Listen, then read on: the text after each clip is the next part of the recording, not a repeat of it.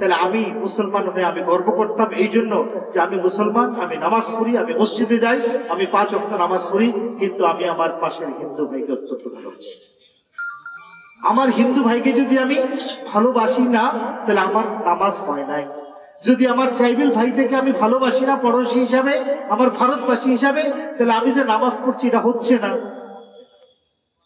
আমার হিন্দু ভাই যদি হিন্দু ধর্ম পালন করে, সে আমি মুস্তাফা কামাল মুস্তাফা এজ এ মুসলিম যদি ভালো না বাসে, সে কতটুকু ভালো হিন্দু আমি এটা বলবো না, সে বলুক।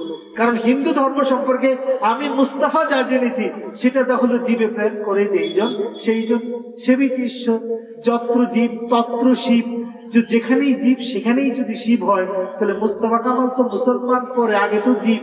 সেই জীবের ভিতরে যদি শিবের অস্তিত্ব থাকে, তাহলে একজন হিন্দু মাস্ট লাভ মি, সে আমাকে অবশ্যই ভালোবাসবে, কারণ তার ধর্ম মতেই আমার ভিতরে শিবের অস্তিত্ব হয়ে গেল। ইতিহাসের কয়েকটা পাতা পড়েই সে হয়ে গেল। আমাদের ভিতরে চিন্তা এবং বিশ্লেষণ শক্তি না থাকার কারণে এই ফেসবুক এবং হোয়াটসঅ্যাপ আমার মাথাটাকে খেয়ে ফেলে। আমাদের মস্তিষ্কর মধ্যে কতগুলো গোবর ঢেলে যায়, আমাদের মগজগুলো সরে যায়। একজন কি জানি পার্থ চট্টোপাধ্যায় করে একজন খুব ভালো বলছিলেন একটা আলোচনার মধ্যে, যে আমরা যে শুনছি হঠাৎ করে ভারতের লোকজন মানে long march to Bangladesh, Bangladesh march করছি, আমরা বাংলাদেশ দখল করব। বাংলাদেশ থেকে আরেক দল পাগল ছুটছে যে আমরা ত্রিপুরা দখল করব।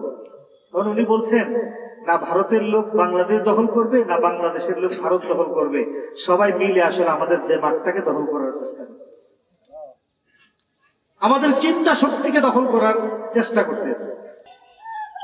কিন্তু আমি মাদ্রাসা কর্তৃপক্ষকে বলবো, আমাদের যে প্রাতিষ্ঠানিক শিক্ষাদান সরকারি অনুদানের আওতায় আপনি যাবেন না যাবেন আপনার ইচ্ছা, আপনি নিজস্ব অর্থায়নে মাদ্রাসা পরিচালনা করবেন, এবং এটা করতে আপনাকে পারমিশন দেয় খুদ ভারতবর্ষের সংবিধান আর্টিকেল 30 ধারা 30।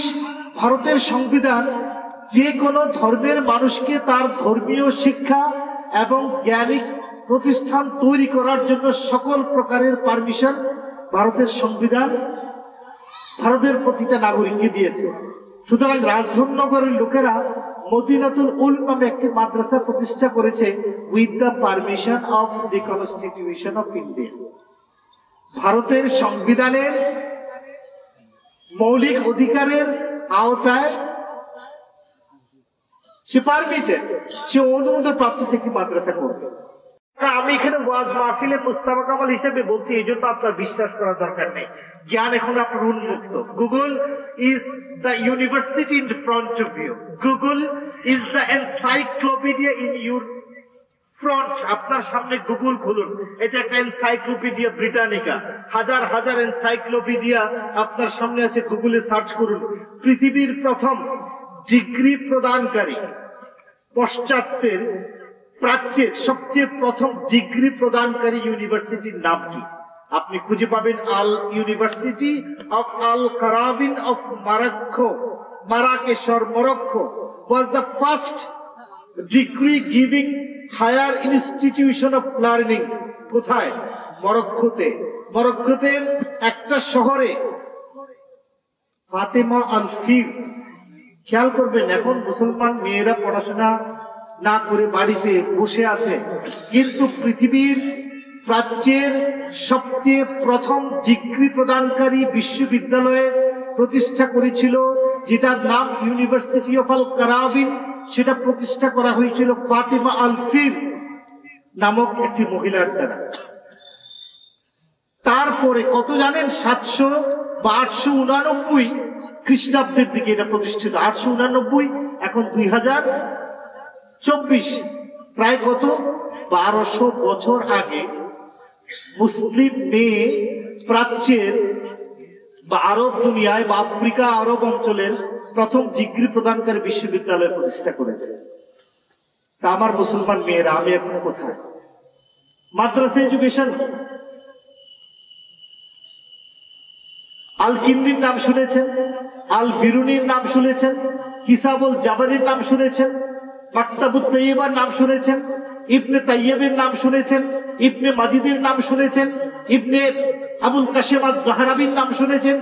All are the world lead recognized universal scholar, product of madrasa. Abul Qasim আয-যাহরাবী 1000 বছর আগে, আজ থেকে 400 প্রকারের, শুধুমাত্র কিভাবে অপারেশন করতে হয়, সার্জারি বা শল্য চিকিৎসার ক্ষেত্রে 400 প্রকারের বিভিন্ন অ্যাপারেটাস, বিভিন্ন যন্ত্র উনি তৈরি করেছেন, মাদ্রাসায় পড়েছেন। গণিতের বিশাল বড়, মেডিকেল সায়েন্সের বিশাল বড় একজন মেডিকেল সায়েন্টিস্ট। কোথায় পড়েছে? মাদ্রাসায়। কিন্তু আমরা মাদ্রাসাগুলো থেকে না মানে সীমিত করে রেখেছি। এই মাদ্রাসা পড়েই পৃথিবীর সবচেয়ে বড়, অন্যতম, সবচেয়ে বড় তো বলবো না, গণিতজ্ঞ আল জাবের, এলজেব্রা যে অঙ্কের কথা বলি, তার যে স্রষ্টা আল জাবের মাদ্রাসায় পড়েছে, অন্যতম সেরা গণিতজ্ঞ। তা আমার এখান থেকে সবচেয়ে বড় গণিতজ্ঞ আমরা আমাদের সৃষ্টি হচ্ছে না। যেমন আগরতলাতে আমাদের গ্র্যান্টিনেট মাদ্রাসাগুলো যখন সরকারি নিচ্ছে, তখন একজন প্রিন্সিপাল সেক্রেটারি ছিলেন, প্রধান সচিব শিক্ষা বিভাগে। উনি একবার আমাকে ডেকে বললেন যে Mustafa, many people R advocating for Madrasa education. রাজ্যে বিভিন্ন মানুষরা চায় যে মাদ্রাসা এডুকেশনটা বৃদ্ধি পাক, and they should be brought under the umbrella of government, যে সরকারের অনুদানের আমব্রেলা এগুলো নিয়ে আসুক। তো বলে আমাকে জিজ্ঞেস করে, মুস্তাফা মাদ্রাসায় কি সায়েন্স পড়ানো হচ্ছে? আমি কি, স্যার হ্যাঁ পড়ানো তো হয়। তো বলছি মাদ্রাসায় কি সায়েন্সের ব্যবস্থা আছে? বা ধর্ম কি, তোমাদের ধর্ম ইসলাম কি সায়েন্সের কথা বলে? খেয়াল করবেন বন্ধুরা আমার, আমি বেশিক্ষণ বলবো না, পরবর্তী বক্তা চলে আসবেন। কতগুলো সামান্য কয়েকটা কনসেপ্ট বলে আমি শেষ করবো। এ নিয়ে অনেক দীর্ঘ কথা বলা যায়, পৃথিবীর ইতিহাস, ভারতের ইতিহাস, মাদ্রাসা শিক্ষা কিভাবে এলো, আল্লাহ রাসূল সাল্লাল্লাহু আলাইহি ওয়াসাল্লাম কোথায় প্রথম মাদ্রাসা প্রতিষ্ঠান করেছেন, কিভাবে আরবি শুরু হলো, কিভাবে মানে এটা ইরাকে আসলো, কিভাবে সিরিয়াতে আসলো, ভারতে কিভাবে আসলো, পাকিস্তানে কিভাবে আসলো, উপমহাদেশে কিভাবে আসলো, কিভাবে জাপান পর্যন্ত গেল, সেই ইতিহাস অনেক লম্বা। আমি না গিয়ে ছোট্ট করে কয়েকটা মানে কথা বলছিলাম। আমার প্রধান সচিব স্যারে যখন আমার জিজ্ঞেস করলেন যে তোমাদের কোরআনে কি এভাবে কিছু বলা আছে পড়াশোনার ব্যাপারে, যাতে পড়ো, আমি বললাম স্যার অত্যন্ত হৃদয়ের সাথে আমার কথাগুলো শুনছেন, কিন্তু প্রিন্সিপাল সেক্রেটারির সামনে আমি তো একজন শিক্ষক, আমি তো ওনার থেকে অনেক, একজন IAS officer, senior Indian administrative officer, কিন্তু উনি আমার সাথে শুনতে চাইছেন। আমি বললাম স্যার, তো বলছেন মাদ্রাসাতে তো শুধু কোরআন শরীফ পড়ানো হয়, only theological classes are done in madrasa, এখানে সায়েন্স কোত্থেকে আসে? আমি বললাম স্যার, আমাদের ছেলে মেয়েরা যখন মাদ্রাসায় পড়াশোনা করে, তো যে মাদ্রাসায় আপনি বলছেন কোরআন শরীফ পড়ে, স্যার সেই কোরআন শরীফের ফার্স্ট রেভিলেশন, যেটা প্রথম নাজিলকৃত আয়াত, যেটা হযরত মুহাম্মদ সাল্লাল্লাহু আলাইহি সাল্লামের উপরে আল্লাহর পক্ষ থেকে অবতারণ করা হয়েছে, সে আয়াতটা হচ্ছে ইকরা বিইসমি রাব্বিকাল্লাযী খালাক, খালাকাল ইনসানা মিন আলাক। তো স্যারে খুব আগ্রহ নিয়ে বললেন যে হোয়াট ডাজ ইট মিন? আমি বললাম স্যার, কোরআন শরীফের প্রথম শব্দটা হচ্ছে ইকরা, পড়ো, রিড, তুই পড়ো। স্যারে আগ্রহ নিয়ে বলি, ইজ ইট মুস্তাফা? বললেন yes sir, the first verses of holy Quran that starts with Iqra bismi rabbikal-ladhi khalaq, read in the name of your Allah who has created you, যে আল্লাহর নামে পড়ো যিনি গোটা মানবতাকে, মানব সমাজকে সৃষ্টি করেছেন, তার নামে পড়ো। পড়া দিয়ে শুরু হয়েছে, বলছে ভেরি ফাইন, পড়ো দিয়ে শুরু হয়েছে। তখন সারা বলছেন হোয়ার ইজ দ্য সায়েন্স? তো পড়ো তো বলছে, তাহলে সায়েন্সটা কোত্থেকে এলো? আমি তখন বললাম যে sir, you just look at the second verses of holy Quran. এটার পরে সেকেন্ড ভার্সটা হলো খালাকাল ইনসানা মিন আলাক, যে আল্লাহ মানুষকে সৃষ্টি করেছে জমাট রক্তবিন্দু থেকে।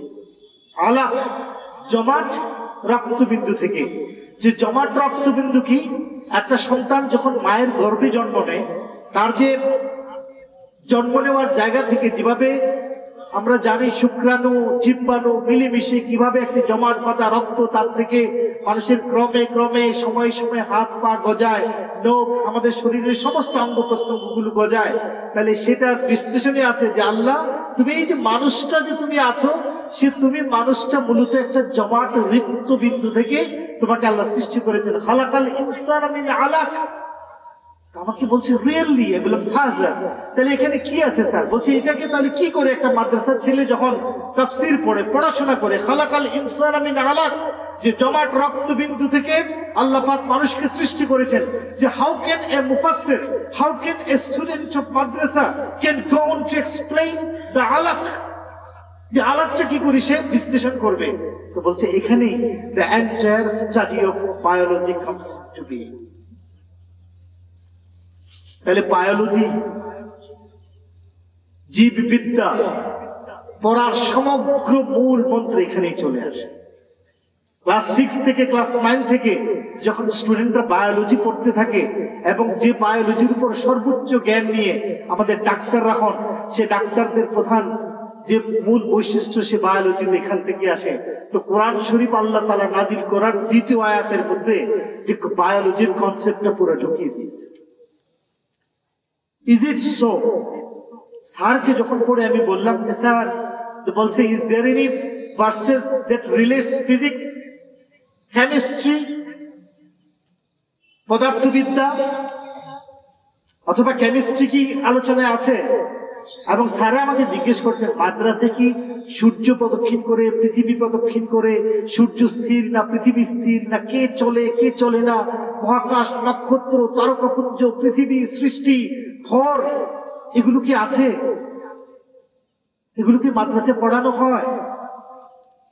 আমি স্যারকে বললাম, স্যার আমাদের মুসলিমরা না বিপদে আপদে যারা কম কোরআন শরীফ পড়ে, তারা কোরআন শরীফের পাশাপাশি সূরা ইয়াসিন বলে একটা সূরা আছে, এটা খুব তেলাওয়াত। যে সূরা ইয়াসিন তেলাওয়াত করার পর তার অনেক ফজিলত তাদের জীবনে আসে।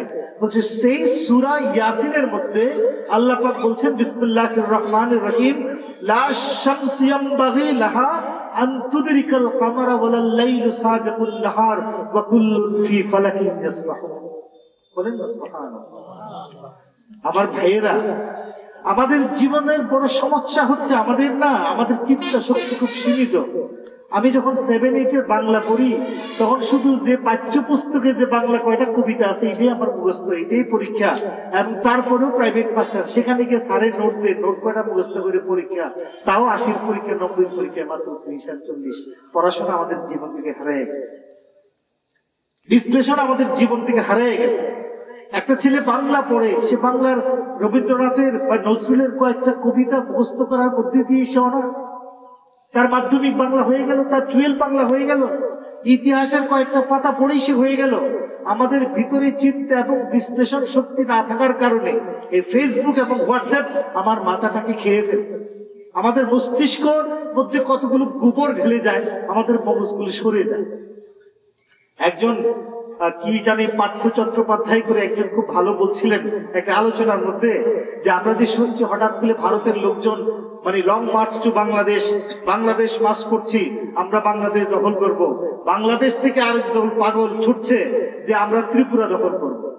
তখন উনি বলছেন, না ভারতের লোক বাংলাদেশ দখল করবে, না বাংলাদেশের লোক ভারত দখল করবে, সবাই মিলে আসলে আমাদের দেমাগটাকে দখল করার চেষ্টা করছে, আমাদের চিন্তা শক্তিকে দখল করার চেষ্টা করতেছে।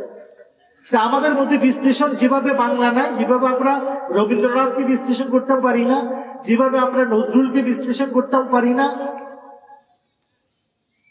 বিশ্লেষণ করতে না পারার কারণেই আমাদের উপরে পৃথিবীর যত সোশ্যাল মিডিয়ার মিথ্যা মিথ্যা খবরগুলো আমাদের উপরে ভর করে। যদি এরা ভর না করতো তাহলে আমি মুসলমান হয়ে আমি গর্ব করতাম এই জন্য যে আমি মুসলমান, আমি নামাজ পড়ি, আমি মসজিদে যাই, আমি 5 ওয়াক্ত নামাজ পড়ি, কিন্তু আমি আমার পাশের হিন্দু ভাইকে অত্যন্ত ভালোবাসি। আমার হিন্দু ভাইকে যদি আমি ভালোবাসি না তাহলে আমার নামাজ হয় নাই। যদি আমার ট্রাইবেল ভাইটাকে আমি ভালোবাসি না পড়োশী হিসাবে, আমার ভারতবাসী হিসাবে, তাহলে আমি যে নামাজ পড়ছি এটা হচ্ছে না।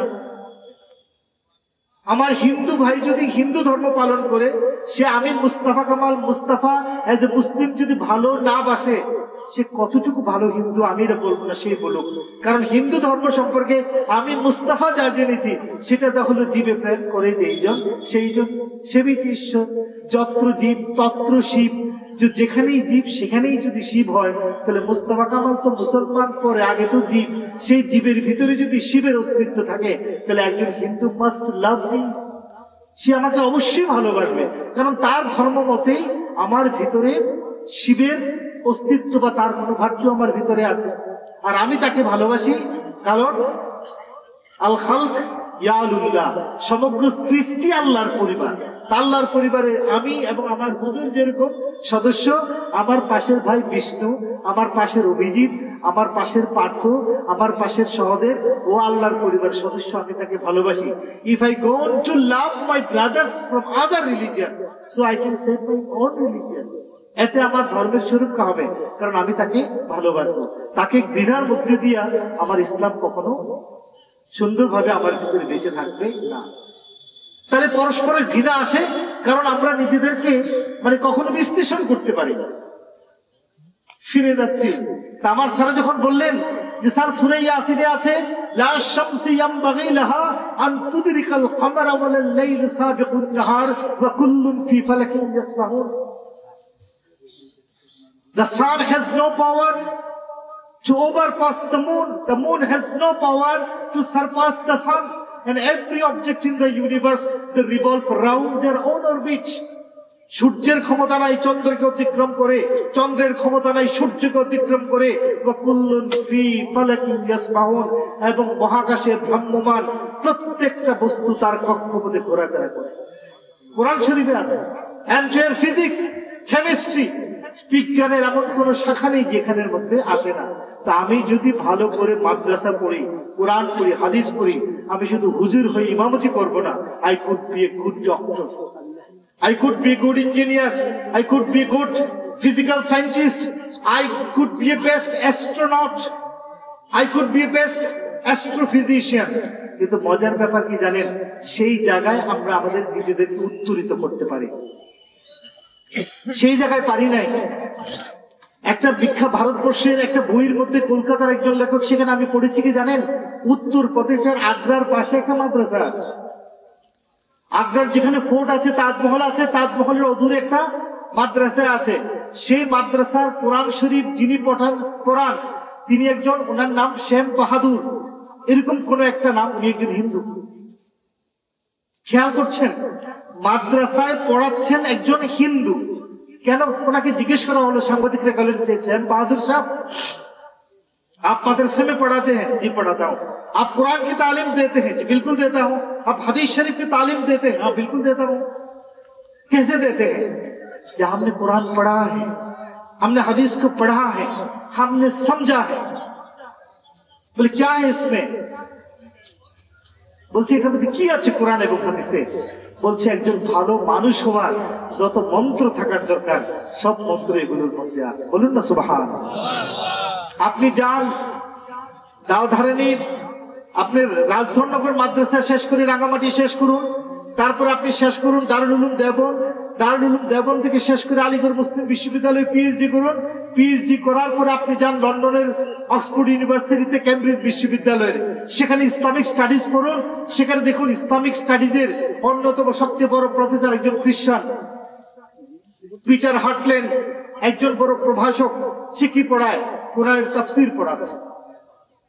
নলেজ সব দিক থেকে উন্মুক্ত হওয়া চাই, কিন্তু আমরা নিজেরটাও পড়ি না, পরেরটাও পড়ি না। সেই জন্য আমাদেরকে সমস্ত কিছু আমাদেরকে গ্রাস করে ফেলে। আপনারা জানেন এলাহাবাদ ইউনিভার্সিটির কয়েকজন প্রথম সংস্কৃত ভাষায়, শুনেছি এটা সত্য কিনা আমি জানি না, তবে একটা জায়গায় পড়েছি, একটু হতে পারে ভুল হলে মাফ করবেন, যে এলাহাবাদ ইউনিভার্সিটির সংস্কৃতের প্রথম যিনি পিএইচডি করেছেন সে হলেন একজন মুসলিম, ডক্টর তেহজিব বা ডক্টর তাহির। সংস্কৃত ভাষায় উনি প্রথম পিএইচডি করেছেন, এবং বিভিন্ন সংস্কৃত যে ডিপার্টমেন্ট আছে ভারতবর্ষের বিভিন্ন ইউনিভার্সিটিতে, সে ডিপার্টমেন্টের হেড অফ দ্য ডিপার্টমেন্ট একজন মুসলিম। গত কয়েক বছর আগে ডক্টর জাবির আলম, ডক্টর জামিল তারা ইউপিএসসি মানে ইউনিয়ন পাবলিক সার্ভিস কমিশন পরীক্ষা আইএস পেয়েছে, অথচ তাদের গ্রাজুয়েশন কি জানেন? সংস্কৃত ভাষায়। কিন্তু তারা 5 ওয়াক্ত নামাজ পড়ছেন, কোরআন শরীফ তারা জানে, জ্ঞানকে উন্মুক্ত করে দাও। আমরা সেদিকে যাচ্ছি না। আমি এই মাদ্রাসার ক্ষেত্রে আমি বলি, মাদ্রাসার যে সিলেবাস গুলো আছে, আপনারা যারা নন মুসলিম আছেন, ইন্টেলিজেন্সের যে সকল লোকেরা আছেন, পুলিশের যে সকল লোকেরা আছেন, আমার হুজুর আছে, হুজুর প্রায় সময় আহ্বান করেন, কোন ধরনের যদি আপনাদের জানতে ইচ্ছে করে, আপনি যে কোনো ধর্মের যে কোনো ভাষার, you are free to come inside a madrasa. আপনি আসুন, বসুন, শিক্ষক যখন শিক্ষা দেয়, দেখুন আপনি তাদেরকে কি শিক্ষা দেওয়া হচ্ছে। আপনি দেখুন তাদের সিলেবাস কি, সিলেবাসটা দেখুন, পড়ুন, বাংলায় নিন, জানুন। দেখবেন এখানে সৎ মানুষ গড়ার কারিগর, সৎ মানুষ হওয়ার কারিগরের ভূমিকা পালন করি মাদ্রাসা। কিন্তু আমি মাদ্রাসা কর্তৃপক্ষকে বলবো, আমাদের যে প্রাতিষ্ঠানিক শিক্ষাদান, সরকারি অনুদানের আওতায় আপনি যাবেন না যাবেন আপনার ইচ্ছা, আপনি নিজস্ব অর্থায়নে মাদ্রাসা পরিচালনা করবেন, এবং এটা করতে আপনাকে পারমিশন দেয় খুদ ভারতবর্ষের সংবিধান আর্টিকেল 30 ধারা 30 ভারতের সংবিধান যে কোনো ধর্মের মানুষকে তার ধর্মীয় শিক্ষা এবং জ্ঞানিক প্রতিষ্ঠান তৈরি করার জন্য সকল প্রকারের পারমিশন ভারতের সংবিধান ভারতের প্রতিটা নাগরিককে দিয়েছে। সুতরাং রাজধনগরের লোকেরা মদিনাতুল উল নামে একটি মাদ্রাসা প্রতিষ্ঠা করেছে with the permission of the constitution of India. ভারতের সংবিধানের মৌলিক অধিকারের আওতায় সে পারমিটেড, সে অনুমোদন প্রাপ্ত থেকে মাদ্রাসা করবে।